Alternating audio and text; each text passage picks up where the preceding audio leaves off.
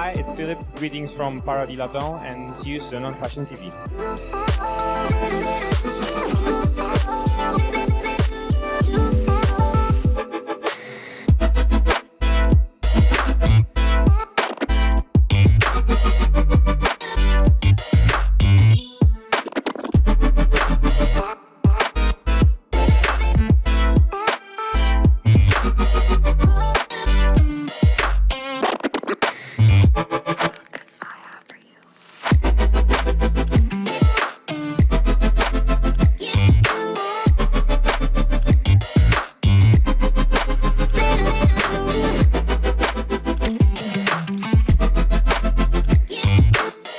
See you soon on FashionTV.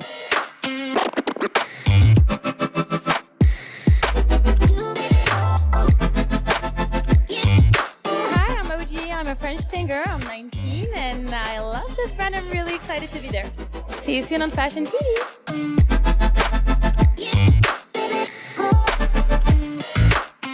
See you soon on FashionTV. Thank you so much.